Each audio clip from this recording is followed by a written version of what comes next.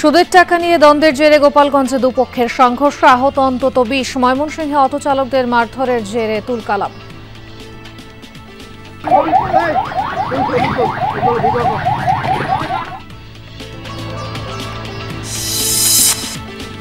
নতুন গ্যাসের সন্ধান উৎপাদন বাড়াতে কাজ করছে সরকার। সিলেটের জ্বালানি উপদেষ্টা, বাসাবাড়িতে দেয়া হবে না সংযোগ। কারণ শিল্প কারখানা যেখানে গ্যাস পাচ্ছে না, বিদ্যুৎ উৎপাদনের জন্য যেখানে গ্যাসের ঘাটতি, সেখানে বাসাবাড়িতে তো এটা একটা টানা তাপদাহে অতিষ্ঠ জনজীবন। কাল থেকে কয়েক জেলায় বৃষ্টির আশা, আগামী সপ্তাহ থেকে ভারী বর্ষণের পূর্বাভাস।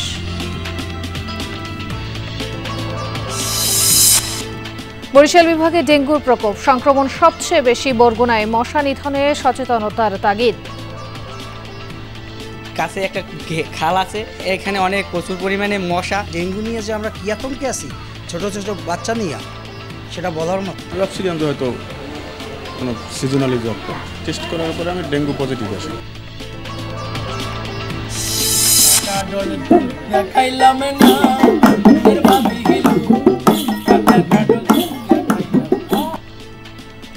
সমাজ সংস্কৃতির জীবন্ত দলিল লোকগানে ফিউশনের ছোঁয়া, মৌলিকতায় রক্ষায় হবে আরও সমৃদ্ধ, বলছেন গবেষকরা।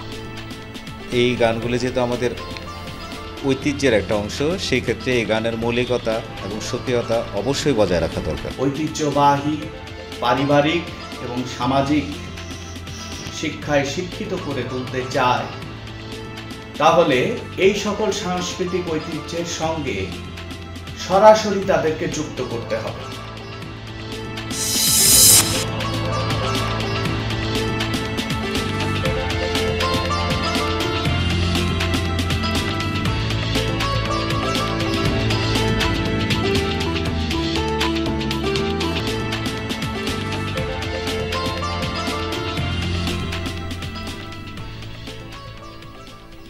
আমন্ত্রণ, বিরতিহীন সংবাদ সারা দেশে আপনাদের সঙ্গে আছে আমি খান তাজদিনা হাসান। এতক্ষণ শিরোনাম দেখছিলাম।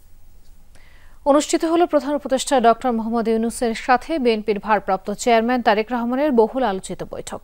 বাংলাদেশ সময় দুপুর ২টায় লন্ডনের হোটেল ডরচেস্টারে শুরু হয় 1-to-1 এই সংলাপ। প্রায় ১.৫ ঘণ্টা স্থায়ী হয় বৈঠকটি। বৈঠক শেষে তারেক রহমান ডরচেস্টার হোটেল ত্যাগ করেন। প্রধান উপদেষ্টার প্রেস সচিব শফিকুল আলম জানান, প্রথমে ডেলিগেশন মিটিং হয়, পরে দুজনের মধ্যে হয় একান্ত বৈঠক। এর আগে সকালে তারেক রহমান পার্ক লেনে পৌঁছালে তাঁকে স্বাগত জানান জাতীয় নিরাপত্তা উপদেষ্টা খলিলুর রহমান এবং প্রধান উপদেষ্টার প্রেস সচিব শফিকুল আলম। ডক্টর ইউনূসের সাথে বৈঠকে সালাম ও শুভেচ্ছা বিনিময় করেন তারেক রহমান। পৌঁছে দেন বিএনপি চেয়ারপারসন খালেদা জিয়ার সালাম। এই সময় প্রধান উপদেষ্টার শরীরের খোঁজ খবর নেন তিনি। রমজান শুরুর আগের সপ্তাহে নির্বাচন আয়োজন করা যেতে পারে বলে জানিয়েছেন অন্তর্বর্তী সরকারের প্রধান উপদেষ্টা। তবে তা নির্ভর করবে সংস্কার ও বিচারের অগ্রগতির উপর। ডক্টর ইউনূস তারেক রহমানের বৈঠক শেষে যৌথ বিবৃতিতে একথা জানানো হয়। ১.৫ ঘণ্টার বৈঠক শেষ হয় যৌথ সংবাদ সম্মেলন দিয়ে, যেখানে সরকারের জাতীয় নিরাপত্তা উপদেষ্টা ডক্টর খলিলুর রহমান ও বিএনপির স্থায়ী কমিটির সদস্য আমির খসরু মাহমুদ চৌধুরী বৈঠক নিয়ে সন্তুষ্টি প্রকাশ করেন। তারা জানান, বৈঠকে রমজানের আগে নির্বাচন আয়োজনে বিএনপি চেয়ারপারসন খালেদা জিয়ার মতামত তুলে ধরেন তারেক রহমান। সব প্রস্তুতির পর বিচার ও সংস্কার শেষ করতে পারলে নির্বাচনের তারিখ এগিয়ে আনা যেতে পারে বলে মতামত দেন ডক্টর ইউনূস। নির্বাচন কমিশন শিগগিরই জাতীয় নির্বাচনের তারিখ ঘোষণা করবে বলেও জানান ডক্টর খলিল। আর আমির খসরু মাহমুদ বলেন, ঐকমত্যের ভিত্তিতেই সংস্কার ও জুলাই সনদ তৈরি হবে। শুধু নির্বাচনের আগে নয়, নির্বাচনের পরে ঐক্যবদ্ধভাবে বাংলাদেশ গড়ার প্রত্যয় নিয়ে এগিয়ে যাওয়ার কথা বলেন তিনি। বিএনপির এই নেতা বলেন, সংস্কার চলমান প্রক্রিয়া। নির্বাচনের আগেও কিছু সংস্কার হবে, পরেও সংস্কার অব্যাহত থাকবে।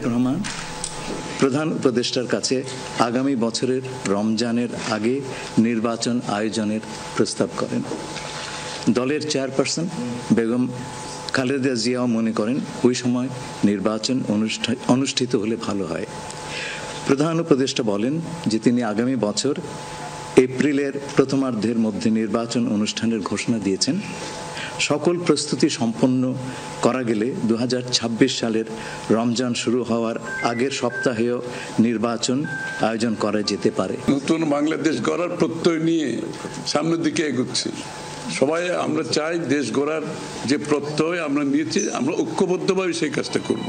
শুধু নির্বাচনের আগে নয়, নির্বাচনের পরেও বাংলাদেশ গড়ার যে প্রত্যয় নিয়ে আমরা সবাই ঐক্যমত হয়েছি, সেটা আমরা সামনের দিকে এগিয়ে নিয়ে যাব। 3 জেলায় রক্তক্ষয়ী সংঘাত। এর মধ্যে সুদের টাকা নিয়ে বিরোধের জেরে মাইকে ঘোষণা দিয়ে গোপালগঞ্জের সংঘর্ষে জড়িয়েছে দুপক্ষ। ধাওয়া পাল্টা ধাওয়ায় আহত অন্তত 20। অটো চালককে মারধরের জেরে মারামারি হয়েছে ময়মনসিংহে। এছাড়া ব্রাহ্মণবাড়িয়ায় আধিপত্য বিস্তারের জেরে সংঘর্ষ হয়েছে।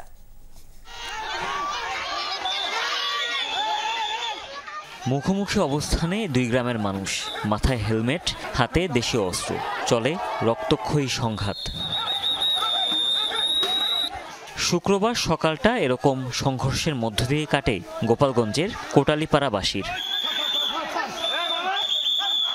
স্থানীয়রা জানান, এই সংঘর্ষের নেপথ্যে সুদের টাকার লেনদেন। এ নিয়ে বঙ্কুরা গ্রামের রিয়াজুলের সাথে মাঝবাড়ির ফারুকের কথা কাটাকাটি হয়। তারই জেরে মাইকে ঘোষণা দিয়ে সংঘর্ষে জড়ায় দুপক্ষ। এফার আর ওফার মানে এই বাড়ি এই সাইডটা আর ওভারের এই 2 গ্রুপ, মানে এরা থাই গেলেন রাইট হইলি মনে হয় না একখানি থাই। সুদের টাকা নিয়ে হয়েছে আরো কয়েকদিন আগে গেঞ্জাম, কারণ সেই গেঞ্জামটা কি এত দূর পৌঁছেছে, এইটা তো বিষয়টা তো খুব খারাপ। এদিকে দাওয়া দিছে, ওই ব্রিজে করে গেছে, আবার ওই দাওয়া দিছে, ওদিকে হয়ে গেছে। প্রায় ঘন্টা 2 চলে এই সংঘাত। আহত হন অন্তত 20 জন। পুলিশ ও যৌথ বাহিনী পরিস্থিতি নিয়ন্ত্রণে আনে। আটক হয় অর্ধশতাধিক। 1000 টাকা বোধহয় 1 গ্রামের লোক আর 1 গ্রামের মানুষের কাছে পায়। এইটা নিয়েই ছোট তুচ্ছ বিষয় আর কি। 2 গ্রামের মধ্যে সংঘর্ষ ছড়ায় পড়ে, পুলিশ যায়, পরে সেনাবাহিনী যায়। আমিও ঘটনাস্থলে গিয়েছিলাম। পরিস্থিতি মোটামুটি এখন স্থিতিশীল আছে, নিয়ন্ত্রণে আছে। অটোরিকশা চালককে মারধর ও কানুরামপুর বাসস্ট্যান্ড পরিচালনা কমিটি নিয়ে বিরোধের জেরে ময়মনসিংহের নান্দাইলেও হয়েছে সংঘর্ষ। দুপক্ষের ধাওয়া পাল্টা ধাওয়ায় আহত অন্তত 5। এছাড়া আধিপত্য নিয়ে বৃহস্পতিবার রাতের আধারে টর্চ জেলে ব্রাহ্মণবাড়িয়ার বিজয়নগরেও সংঘর্ষে জড়ায় দুপক্ষ। আহত হয় 20 জন। হুমায়ুন রশিদ, যমুনা নিউজ। প্রতি বছর 200 মিলিয়ন ঘনফুট গ্যাস উৎপাদন কমছে, বাড়ছে এলএনজি আমদানি। নতুন গ্যাসের সন্ধান ও উৎপাদন বাড়াতে কাজ করছে সরকার। সকালে সিলেট গ্যাস ফিল্ড পরিদর্শন শেষে এ তথ্য জানান জ্বালানি উপদেষ্টা মোহাম্মদ ফাউজুল কবির খান। এ সময় 2টি কূপ থেকে 16 মিলিয়ন ঘনফুট গ্যাস জাতীয় গ্রিডে যুক্ত হওয়ার আনুষ্ঠানিক ঘোষণা দেন তিনি। জানান, বাসা বাড়িতে আর গ্যাস সংযোগ দেয়া হবে না। শুক্রবার সকালে সিলেট গ্যাস ফিল্ড পরিদর্শনে যান বিদ্যুৎ ও জ্বালানি উপদেষ্টা মোহাম্মদ ফাউজুল কবির খান। ঘুরে দেখেন বিভিন্ন স্থাপনা। গণমাধ্যমে তুলে ধরেন দেশের জ্বালানির সীমাবদ্ধতা ও নানা পরিকল্পনার কথা। গ্যাসের যে এটা তো পরিস্থিতি আপনারা জানেন যে আমরা অনেক এলএনজি ইম্পোর্ট করতে হয়। সেই ইম্পোর্ট নির্ভরতা কিভাবে কমানো যায় সেটার জন্য আমরা চেষ্টা করতেছি আর কি। উপদেষ্টা বলেন, বিদ্যুৎ উৎপাদন ও শিল্পে গ্যাস সরবরাহ নিশ্চিতের লক্ষ্য সরকারের। তাই আর বাসাবাড়িতে নতুন সংযোগ দেয়া হবে না। কিয়ামত পর্যন্ত অপেক্ষা করলে কোনো সম্ভাবনা নাই। আমার পক্ষে যদি সম্ভব হতো তাহলে আমি ঢাকাতেও আবাসিক গ্যাস বন্ধ করে দিই। এটা হচ্ছে সবচেয়ে ইনএফিশিয়েন্ট। কারণ শিল্প কারখানা যেখানে গ্যাস পাচ্ছে না, বিদ্যুৎ উৎপাদনের জন্য যেখানে গ্যাসের ঘাটতি, সেখানে বাসাবাড়িতে তো এটা একটা অপচয়। গ্যাস উত্তোলন হওয়া এলাকাগুলোর বাসিন্দাদের দাবি ছিল সংযোগ পাওয়ার, তবে তারাও তা পাবেন না। বরং কম মূল্যে তাদের এলপিজি সিলিন্ডার সরবরাহের আশ্বাস দেন উপদেষ্টা। যেসব এলাকায় গ্যাস উৎপাদন হয় সেসব এলাকায় আমরা স্বল্প মূল্যে গ্যাস সিলিন্ডার দিচ্ছি। প্রাইভেট সিলিন্ডার আমরা যেরকম কতজন 1450 টাকা, আর আমরা যে গ্যাস সিলিন্ডারগুলো দেব সেগুলো 800।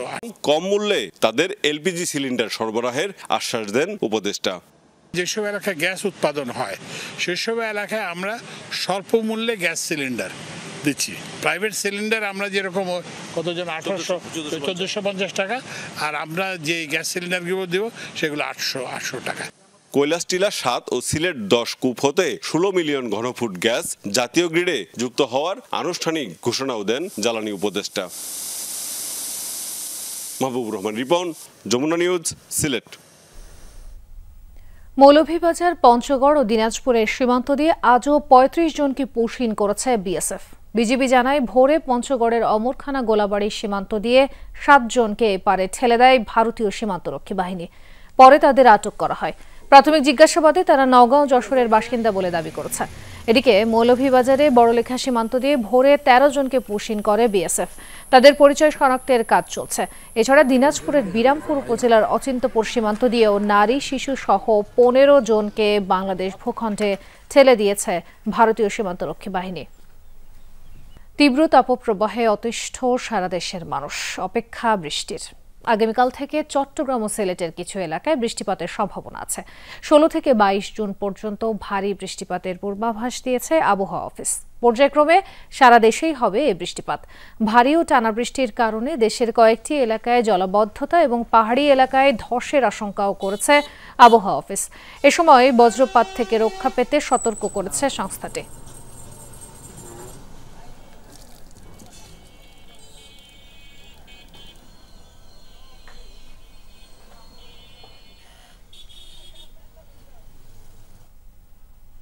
নওগাঁ থেকে যোগ দিচ্ছেন সহকর্মী শফিক ছোটন। ছোটন, গরমের তীব্রতা আজ কেমন দেখছেন, আর জনজীবনে তাপপ্রবাহের প্রভাব আসলে কতটা পড়েছে?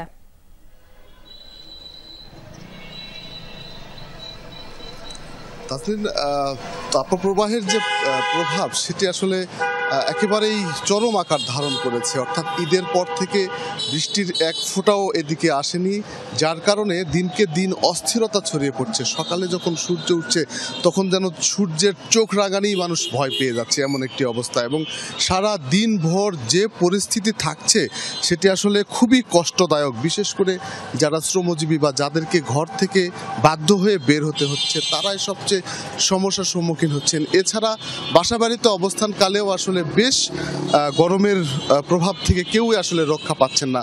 অনেকেই এরই মধ্যে অসুস্থ হয়ে হাসপাতালে ভর্তি হয়েছেন। আমরা খোঁজ নিয়ে জেনেছি যে গত দুদিন ধরে হাসপাতালে যে পরিমাণ ডায়রিয়া এবং এই পানিবাহিত রোগ বা এই যে গরমের কারণে যে রোগাক্রান্ত হয়ে মানুষ ভর্তি হয়েছে তা স্বাভাবিকের চেয়ে ২ গুণ। অপরদিকে আমরা আবহাওয়া অফিসে খবর নিয়েছি, তারা কিন্তু বলছেন যে ২-১-এর মধ্যে হয়তো বৃষ্টি হতে পারে, কিন্তু ভ্যাপসা যে গরম সেটি আসলে কমবে না, এমনটি কিন্তু আমাদেরকে জানিয়েছেন আবহাওয়া অফিসের কর্মকর্তারা। একই সাথে হচ্ছে যে এই তীব্র গরমের কারণে চিকিৎসকরা সাধারণ মানুষকে যে পরামর্শগুলো দিচ্ছেন সেটি হচ্ছে তরল জাতীয় খাবার বেশি পান করা এবং একই সাথে হালকা পাতলা জামা কাপড় ব্যবহার করা, বিশেষ করে সুতি জাতীয় যে কাপড়গুলো সেগুলো ব্যবহার করা। আর সবচেয়ে বেশি পরামর্শ দিচ্ছেন রোদে বের হলে যেন সবাই ছাতা নিয়ে বের হন, এমনটি চিকিৎসকরা পরামর্শ দিচ্ছেন। কিন্তু যে প্রভাব পড়েছে সেটি আসলে অন্যান্য বছরের চেয়ে এই বছর অনেক বেশি। স্থানীয়রা বলছেন দিনকে দিন যে গরমের তীব্রতা সেটি আসলে বাড়ছে, কমছে না। গত বছর যা তীব্র ছিল তার চেয়ে এবছরের তীব্রতা আরও বেশি এবং বৃষ্টি না হওয়ার কারণেই এই তীব্রতা বাড়ছে বলেই স্থানীয়রা ধারণা করছেন। যুক্ত হওয়ার জন্য ধন্যবাদ ছোটন। বরিশাল বিভাগে হঠাৎ করেই ডেঙ্গুর প্রাদুর্ভাব বেড়েছে। বিশেষ করে বরগুনা জেলায় সংক্রমণের হার সবচেয়ে বেশি। পরের অবস্থানে রয়েছে পটুয়াখালী জেলা। স্বাস্থ্য বিভাগ বলছে সংক্রমণ ঠেকাতে এডিস মশার বংশবিস্তার রোধ এবং সচেতনতার বিকল্প নেই। ময়লা আবর্জনা ও জমে থাকা পানিতে জন্ম নিচ্ছে এডিস সহ বিভিন্ন প্রজাতির মশা, যার যন্ত্রণায় অতিষ্ঠ বরিশালের মানুষ। প্রচুর পরিমাণে মশা, রাত্র ঘরে ঠিক মতন বলা যায় না, দিনে তো আসি। ডেঙ্গু নিয়ে যে আমরা কি আতঙ্কে আছি, ছোট ছোট বাচ্চা নিয়ে, সেটা বলার মতো না।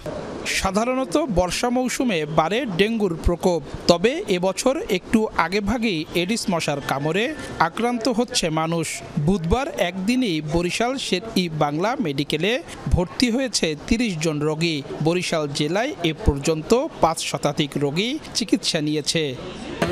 হয়তো কোনো সিজনালি জ্বর, পরে আমি আমাদের গলাচি পেটে যাই, ওইখানে গিয়ে আমি টেস্ট করি। টেস্ট করার পরে আমি ডেঙ্গু পজিটিভ আসি। এ হলো আমার ছোট ভাই, তো ও হঠাৎ করে জ্বর হয়েছে, তো পরবর্তীতে আমরা এখানে নিয়ে আসছি। টিকা তো একটা ভেরিয়েন্টের উপর হয়, তো যখন একটা ভেরিয়েন্টের উপর করে দেখা যায় সে আবার তার জাত চেঞ্জ করে, তার প্রকৃতি চেঞ্জ করে, নেচার চেঞ্জ করে, যার কারণে আসলে 100% মানে প্রতিরোধ ক্ষমতা সম্পন্ন টিকা আবিষ্কার করতে পারছে না। বিভাগে ডেঙ্গু আক্রান্তের সংখ্যা সবচেয়ে বেশি বরগুনা জেলায়। হাসপাতালে জায়গার সংকুলান হচ্ছে না, পাঠানো হচ্ছে বরিশাল ও ঢাকায়। বুধবার পর্যন্ত এ জেলায় আক্রান্তের সংখ্যা ১৫০০ ছাড়িয়েছে, মৃত্যু হয়েছে ৫ জনের। আমার পরিবারে আমরা 4 জন সদস্য এবং 4 জন সদস্যরই আমরা ডেঙ্গু আক্রান্ত। শ্বশুর এবং শ্যালক এরা দুইজনই ডেঙ্গুতে আক্রান্ত। জুন মাসের এই পরিস্থিতিতে এসে এতখানি ডেঙ্গু রোগী কখনো এর আগে আমাদের মোকাবেলা করতে হয়নি। স্বাস্থ্য বিভাগের পরিসংখ্যান বলছে দেশে ডেঙ্গু আক্রান্ত মোট রোগীর 1/3 বরগুনা জেলায়। এর কারণ হিসেবে নানা সমস্যার কথা বলছেন স্থানীয়রা। কাছে একটা খাল আছে, এই খালে পর্যাপ্ত পরিমাণে ময়লা ফালানো হয়, এই জন্য এখানে অনেক প্রচুর পরিমাণে মশা। যেহেতু হাইলি পপুলেটেড এরিয়া, সেহেতু এটা খুব র্যাপিডলি আমার মনে হচ্ছে সংক্রামিত হচ্ছে, তো এইটাই এটা কারণ বলে আমি মনে করি। স্বাস্থ্য বিভাগের হিসাব অনুযায়ী 1 জানুয়ারি থেকে এ পর্যন্ত বরিশাল বিভাগে ডেঙ্গুতে আক্রান্ত হয়েছে 2486 জন, মৃত্যু হয়েছে 7 জনের। দক্ষিণাঞ্চলে দ্রুত গতিতে বাড়ছে ডেঙ্গুতে আক্রান্তের সংখ্যা। প্রতিদিন হাসপাতালে আশঙ্কাজনক হারে ভর্তি হচ্ছে ডেঙ্গু রোগী। বিশেষজ্ঞরা বলছেন এডিস মশা প্রতিরোধে এখনই কার্যকরী পদক্ষেপ নেওয়া না হলে মহামারী আকার ধারণ করতে পারে ডেঙ্গু। কাউসার হোসেন, যমুনা নিউজ, বরিশাল। বন্ধ থাকার 2 দিন পর সিরাজগঞ্জের শাহজাদপুরে রবীন্দ্র কাছারি বাড়ি দর্শনার্থীদের জন্য খুলে দেওয়া হয়েছে।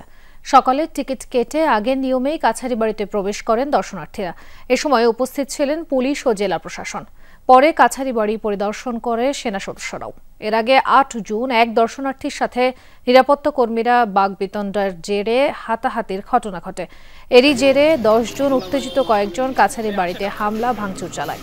পরে কাছারি বাড়িতে প্রবেশ ও পরিদর্শন বন্ধের সিদ্ধান্ত নেয় কর্তৃপক্ষ।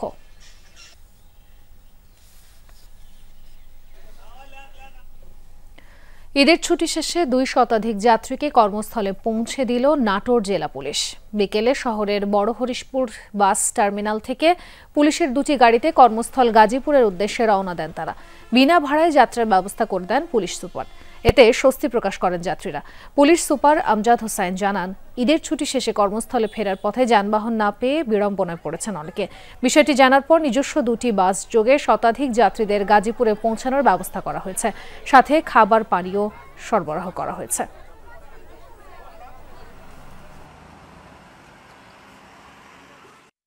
ভাড়া বেশি, যাইতে পারছিলাম না, আমাদের পুলিশ সার্ভিস থেকে গাড়ি দিয়েছে এবং ভাড়া লাগবে না। অতিরিক্ত ভাড়া এবং গাড়ি না পাওয়ার কারণে আমরা ভোগান্তির মধ্যে পড়ছিলাম। তো বাংলাদেশ পুলিশের পক্ষ থেকে 2টা বাস আমাদেরকে দেওয়া হয়েছে। কর্মজীবী মানুষ যারা তার কর্মস্থলে ফিরে যেতে পারে সেই চেষ্টার অংশ হিসেবে আমরা এই ক্ষুদ্রভাবে 2টা বাস দিয়ে প্রায় শতানেক যাত্রীকে আমরা ঢাকা পৌঁছে দেব। আর যদি সম্ভব হয় আগামীকালও আমরা এই চেষ্টা অব্যাহত রাখব। নদী ভাঙনের কবলে জামালপুরের দশারি নদী পাড়ের এলাকা। বিলীন হয়েছে শতাধিক বসত বাড়ি আর ফসলি জমি। ভাঙনের ঝুঁকি দেয় আরও বহু স্থাপনা। দ্রুত ব্যবস্থা গ্রহণের দাবি স্থানীয়দের। জামালপুরের দশারি নদী তীরবর্তী এলাকা। ভাঙনের কবলে কষ্টে গড়া বসত ভিটা ও ফসলি জমি শেষ হয়েছে নিমিষেই। দেয়ানগঞ্জ বক্সিগঞ্জ উপজেলার সীমান্তবর্তী 5টি গ্রামের 2 কিলোমিটার এলাকা জুড়ে শুরু হয়েছে এমন ভাঙন। এতে নদীগর্ভে বিলীন হয়েছে শতাধিক বসতবাড়ি ও ফসলি জমি। ভাঙন হুমকিতে রয়েছে শিক্ষা প্রতিষ্ঠান, সেতু, বসতবাড়ি সহ কয়েক একর ফসলি জমি। কেউ কেউ নদীগর্ভে বিলীন হয়েছে শতাধিক বসতবাড়ি ও ফসলি জমি। ভাঙন হুমকিতে রয়েছে শিক্ষা প্রতিষ্ঠান, সেতু, বসতবাড়ি সহ কয়েক একর ফসলি জমি। কেউ কেউ সরিয়ে নিচ্ছেন ঘরের টিন, আসবাবপত্র সহ প্রয়োজনীয় সামগ্রী। আমার এক কাড়ার সম্পত্তিও নেই, আমরা ঘর বাড়ি সব ভাঙি নিয়ে গেল, আমি কই যাই থাক পানি যা খামো, তাও আঙ্গর কোনো খাওয়ার কোনো ই নেই কে। কল 2টা গেছে গা, নদীর তনে যা পানি আনি খামু, তাও আঙ্গর কোনো ক্ষমতা নেই কে। আমরা এলাকাবাসী সব আসিয়া হেল্প করতেছি, মানে টিন দিয়ে ছাপড়া ঘর তুলে দিতেছি, কাজে থাকবে আশ্রয় নিতে আসি। বেশ কিছুদিন যাবৎ নতুন করে ভাঙন শুরু হলেও এখনো কোনো সহায়তা পায়নি ভুক্তভোগীরা। ভাঙন ঠেকাতে নেওয়া হয়নি কোনো পদক্ষেপও। সামনে বাঁধ দিছিল খাবড়াপাড়া, বাঁধটা ভেঙে দেওয়ার কারণে আমাদের এত ক্ষতিগ্রস্ত হয়েছে এবং ব্রহ্মপুত্র নদী খনন করার জন্য আমাদের বাড়ি ঘর সবকিছু বিলীন হয়ে যাচ্ছে। বড় বড় জায়গা পদক্ষেপ নিতে আছে, কিন্তু আজকে দেখতেছি 2 বছর থেকে এই নদীটা ভাঙুন, কিন্তু সরকারের কোনো পদক্ষেপ নেয় না। আমাদের নদী ভেঙে ঘর বাড়ি রাস্তাঘাট সমস্ত শেষ হয়ে গেছে। আজ পর্যন্ত কোনো কাজ কাম করার কোনো উদ্যোগ নেই। এবং কি আমাদের যে এখন যে সামনে আরো বন্যা বেশি হলে আরো ভাঙচুর বেশি হবে। তবে পানি উন্নয়ন বোর্ড বলছে ভাঙন রোধে ইতিমধ্যে বিভিন্ন পদক্ষেপ নিয়েছেন তারা। দশানী নদী যেটা বকশীগঞ্জ উপজেলায় বেশ কিছু জায়গায় ভাঙন দেখা দিয়েছে, এর ইতিমধ্যে আমরা 200 মিটার জায়গায় অস্থায়ী জরুরি প্রতিরক্ষা কাজ গ্রহণ করেছি। পাশাপাশি যে সকল ভাঙন কবলিত স্থান রয়েছে সেগুলো আমরা পর্যবেক্ষণে রেখেছি এবং রিপোর্ট করেছি। আমরা প্রয়োজন সাপেক্ষে জরুরি ভিত্তিতে সেগুলোতেও কাজ গ্রহণ করব। গত 30 বছরে এমন ভাঙনের মুখোমুখি হয়নি দশানী নদী পাড়ের মানুষ। সম্প্রতি এই নদীতেই পাল্টাপাল্টি বাদ দিয়েছিল 2 গ্রামের বাসিন্দারা। সাগর ফরাজি, যমুনা নিউজ, জামালপুর। বাংলার মাঠে ঘাটে, মেলায় কিংবা পারিবারিক আড্ডায় চর্চায় আছে লোকগানের সুর। ঘেটু গান, পালা গান, ভাসান গান সহ দেশে ছড়িয়ে থাকা নানান লোকগান শুধু সুরের খোরাক নয়, এগুলো আমাদের সমাজ সংস্কৃতির জীবন্ত দলিল। সম্প্রতি প্রচলিত ধারার বাইরে ফিউশন ও নতুন কম্পোজিশনে এই লোকসঙ্গীতগুলো ব্যাপক জনপ্রিয়তা পাচ্ছে। লোক গবেষকরা বলছেন, লোকগানের স্বকীয়তা ও মৌলিকতা রক্ষা করে গানগুলোকে নতুন প্রজন্মের কাছে আরও গ্রহণযোগ্য ও প্রাসঙ্গিক করে তুলতে হবে। বাড়াতে হবে লোকসংস্কৃতি খাতে পৃষ্ঠপোষকতা।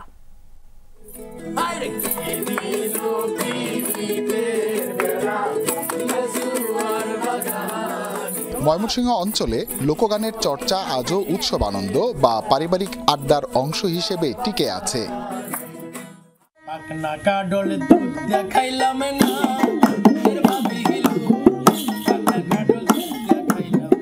এই গানগুলো লোকমানুষ থেকে উৎসরিত। অনেক ক্ষেত্রেই এদের নির্দিষ্ট কোনো গীতিকার বা সুরকার নেই। সময়ের প্রবাহে বাউল, সাধক কিংবা কবিরা নিজেদের ভাব অনুযায়ী এসব গানে সংযোজন ও বিয়োজন করেছেন, তৈরি করেছেন নতুন ব্যঞ্জনা।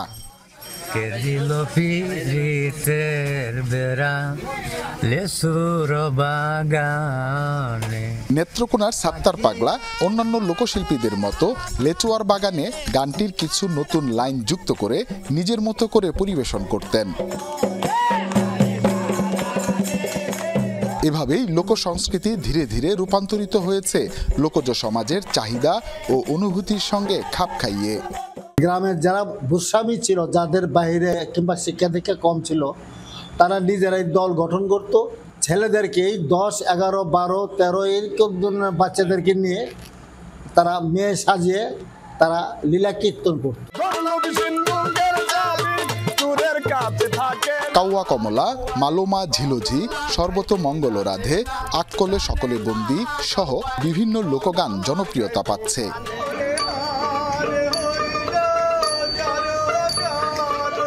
সাথে সাথে লোকগানে এসেছে পরিবেশনের আধুনিকায়ন। পরিবর্তন ঘটছে আঞ্চলিক শব্দ ও উচ্চারণেও। তবুও লোক গবেষকরা এটিকে ইতিবাচক হিসেবেই দেখছেন। এই গানগুলি যেহেতু আমাদের ঐতিহ্যের একটা অংশ, সেই ক্ষেত্রে এই গানের মৌলিকতা এবং স্বকীয়তা অবশ্যই বজায় রাখা দরকার। শিকড়ের যত ধরনের ধারা আছে, আলকা, গম্ভীরা, পালানাট্য, গেটু গান, এই ধরনের পারফরমেন্স বাড়াতে হবে, পৃষ্ঠপোষকতা বাড়াতে হবে।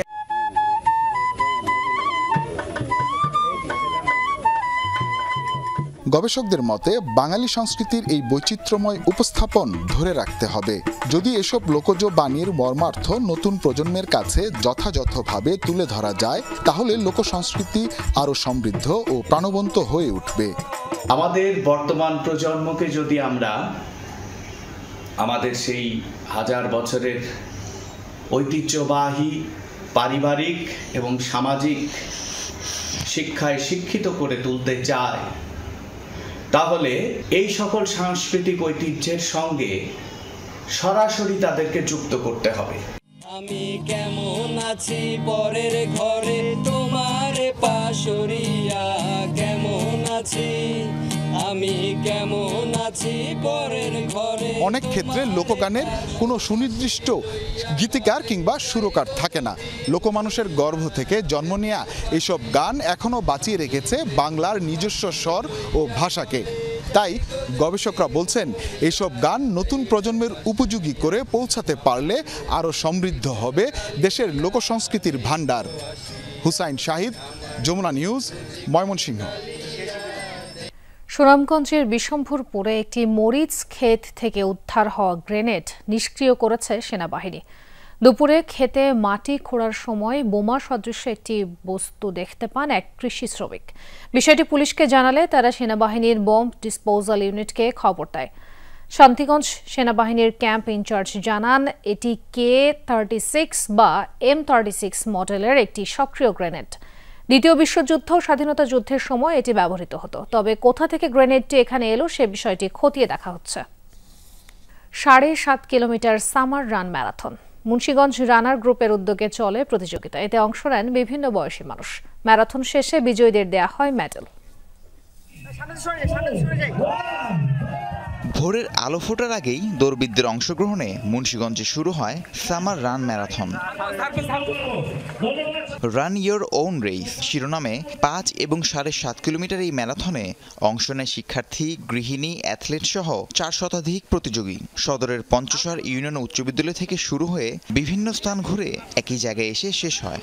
অনেক ভালো লাগতেছে, এটা মুন্সিগঞ্জের একটা ভালো একটা উদ্যোগ, আর আমি আশা করি যে এটা যাতে প্রতি ইয়ারলি এটা হলে ভালো হয়। 70 এবং 80-র মধ্যে বয়স যারা তারা অংশগ্রহণ করছে, এটাতে আপনার স্বাস্থ্য এবং মন অনেক ভালো থাকে। এলাকার মানুষের মধ্যে সুস্থ সচেতনতা এবং দৌড়ের প্রতি মানুষের যে আগ্রহ, এটার যেন একটা বিরাট গণজোয়ার সৃষ্টি হয়েছে এই আয়োজনের মাধ্যমে। সাধারণ মানুষকে দৌড় ও স্বাস্থ্য সচেতনতার গুরুত্ব জানাতেই এমন আয়োজন, জানান মুন্সিগঞ্জ রানার গ্রুপ। সবার ফিডব্যাক যেমনটা আমরা পেয়েছি অনেক ভালো ছিল, জাঁকজমকপূর্ণ ছিল, আমাদের চেষ্টা ত্রুটি ছিল না। এবং আজকের অনুষ্ঠানে, আজকের ইভেন্টে 2টা ক্যাটাগরি 5K এবং 7.5K, 2টা ক্যাটাগরিতে আমাদের 5 বছর থেকে শুরু করে 76 বছর পর্যন্ত বয়সী যারা ছিলেন তারা রানে অংশগ্রহণ করেছে। দৌড় শেষে বিজয়ীদের মেডেল প্রদান করা হয়। রাহিম সারোয়ার, যমুনা নিউজ। সিরাজগঞ্জের রায়গঞ্জে চলছে ঘোড়দৌড় প্রতিযোগিতা। সেখানে ভিড় জমিয়েছে নানা বয়সী মানুষ। আরও জানাতে যোগ দিচ্ছেন সহকর্মী গোলাম মোস্তফা রুবেল। রুবেল, গ্রামের ঐতিহ্যবাহী এই আয়োজনের বিস্তারিত জানাবেন।